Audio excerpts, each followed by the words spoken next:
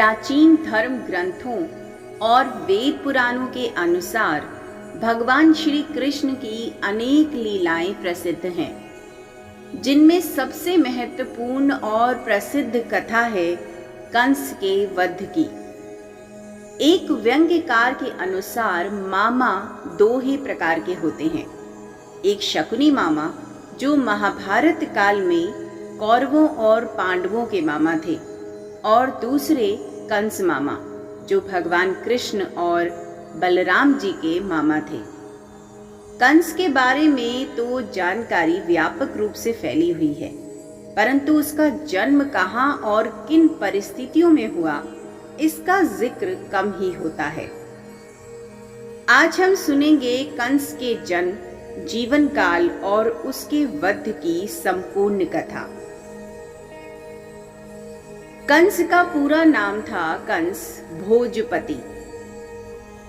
उनके पिता का नाम था मथुरा के महाराज उग्रसेन और उनकी माता थी पवन रेखा यानी पद्मावती।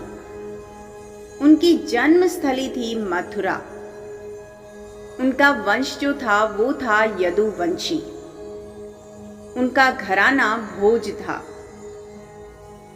उनकी बहन का नाम देवकी था।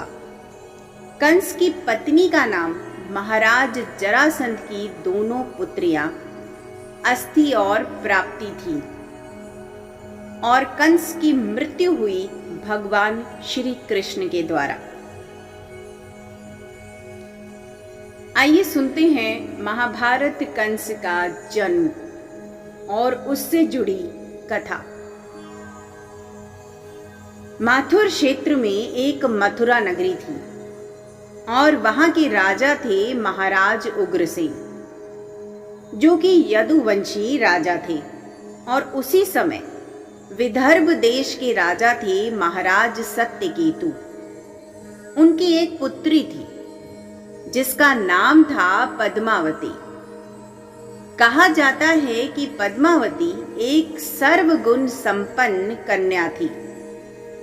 महाराज सत्यकेतु ने अपनी पुत्री पद्मावती का विवाह मथुरा नरेश उग्रसेन से करा दिया, और महाराज उग्रसेन भी पद्मावती से बहुत प्रेम करने लगे, यहाँ तक कि वे पद्मावती के बिना भोजन तक ग्रहण नहीं करते थे।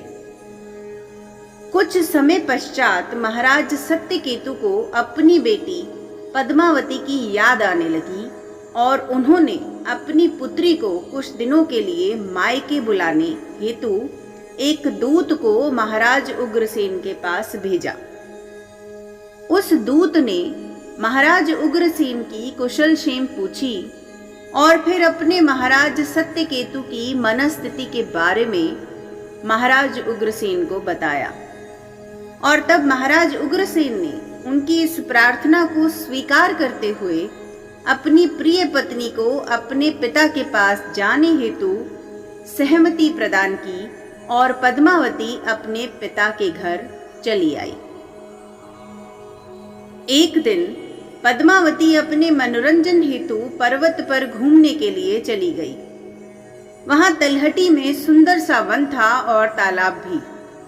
उस तालाब का नाम था सर्वता भद्रा। पद्मावती उस वन और तालाब की सुंदरता को देखकर बहुत प्रसन्न हुई और तालाब में उतरकर पानी के साथ अटखेलियां करने लगी। उसी समय आकाश मार्ग से एक गोभिल नामक दैत्य निकला और उसकी नजर अटखेलियां करती हुई पद्मावती पर पड़ी तो वो उस पर मुग्ध हो गया। गोभिल दैत्य के पास चमत्कारी शक्तियां थी। इनकी सहायता से उसने पद्मावती के बारे में पूरी जानकारी प्राप्त कर ली और यह भी जान लिया कि वह एक पतिव्रता स्त्री है। इसलिए उसने अपना रूप बदलकर महाराज उग्रसेन का वेश धारण कर लिया। अब वह पर्वत पर बैठकर गीत गाने लगा और उस मधुर गीत को सुनकर रानी पद्मावती मुग्ध होकर उसी दिशा में चली गई और महाराज उग्रसेन को देखकर अचंभित हो गई और उसने पूछा कि आप यहाँ कब आए? तब उस दैत्य गोभिल ने जवाब दिया कि वह अपनी पत्नी के बिना नहीं रह सकते।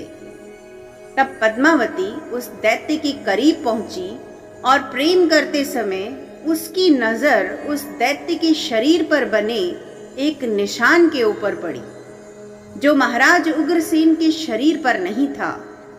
और तब उसने जब उससे पूछा तो पता चला कि वह एक दैत्य है। तब उस गोभिल दैत्य ने कहा कि उन दोनों के इस प्रकार मिलन से जो पुत्र जन्म लेगा वो तीनों लोकों में त्राही मचा देगा और लोग उसके अत्याचारों से बहुत दुखी होंगे। इस घटना के बाद जब पद्मावती अपने पिता के घर लौटी तो उन्होंने पूरी बात बताई। इसके बाद वे अपने पति महाराज उग्रसेन के पास लौट गई। धीरे धीरे पद्मावती का गर्भ बढ़ा और गर्भधारण काल के पश्चात एक बालक का जन्म हुआ और ये बालक कंस था। कंस अपनी बहन देवकी से बहुत प्रेम करता था और उसने देवकी का विवाह महाराज वासुदेव से कराया और वो स्वयं अपनी बहन को विदा करके ससुराल छोड़ने जा रहा था। तभी आकाशवाणी हुई कि देवकी और वासुदेव का 8वां पुत्र ही कंस की मौत का कारण बनेगा। तब इस आकाशवाणी पर भरोसा करके कंस देवकी को ही मार डालना चाहता था।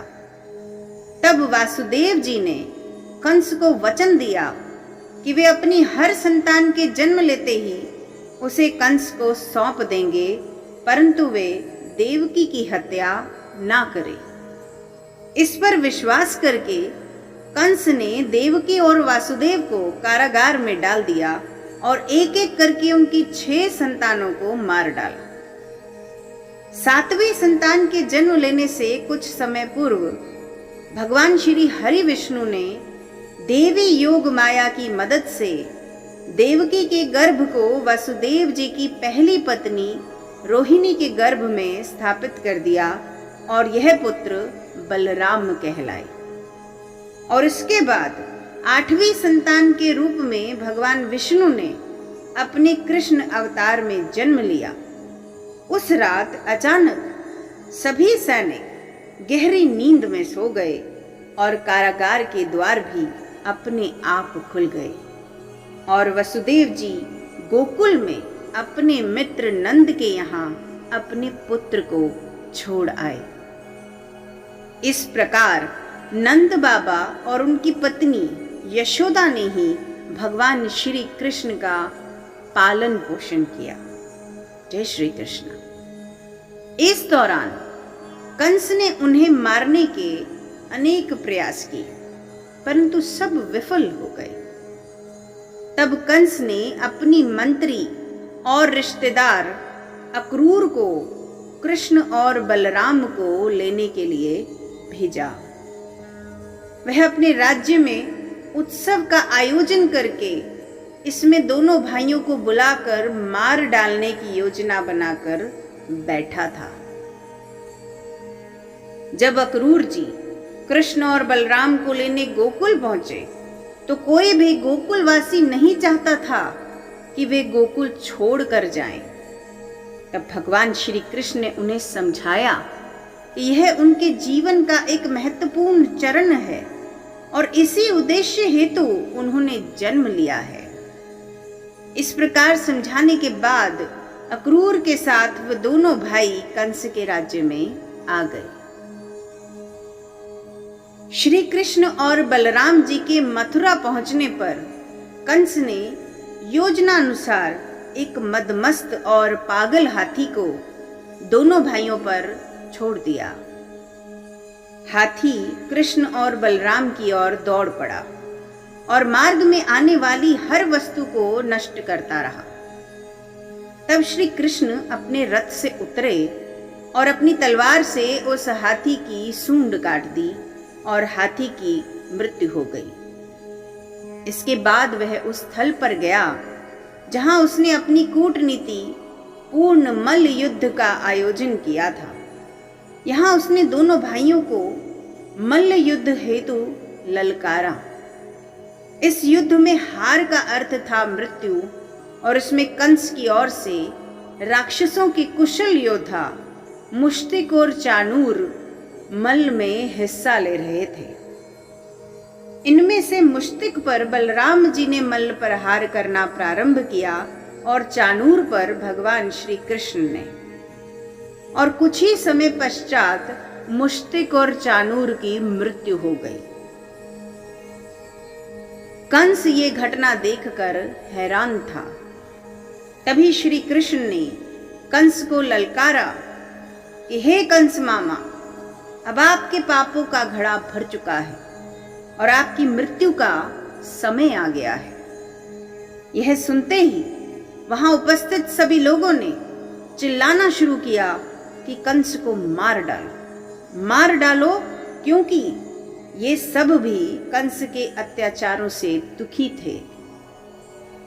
कंस वहां से अपनी जान बचाकर भागना चाहता था, परंतु वो ऐसा नहीं कर पाया।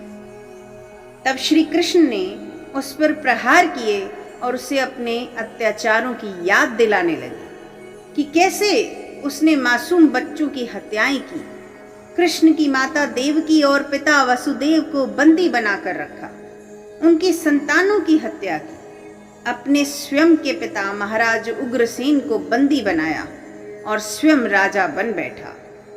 जनता पर कैसे कैसे जुल्म किए और उनके साथ अन्याय किए। इसके बाद भगवान श्री कृष्ण ने अपने सुदर्शन चक्र से कंस के सर को धड़ से अलग कर दिया और उसका वध कर दिया। जय श्री कृष्ण। इस प्रकार भगवान श्री कृष्ण ने कंस के अन्यायों का दमन करते हुए उसका वध कर दिया। जैसे ही कंस का खात्मा हुआ, वैसे ही उसके अत्याचारों का भी खात्मा हो गया। ये वो कथा है जो भगवान श्री कृष्ण की एक अनमोल कथा है। उनकी लीलाओं की एक बहुत ही खूबसूरत कथा है, जिसे हर इंसान को सुननी चाहिए और उनसे प्रेरणा लेनी चाहिए। जय श्री कृष्ण।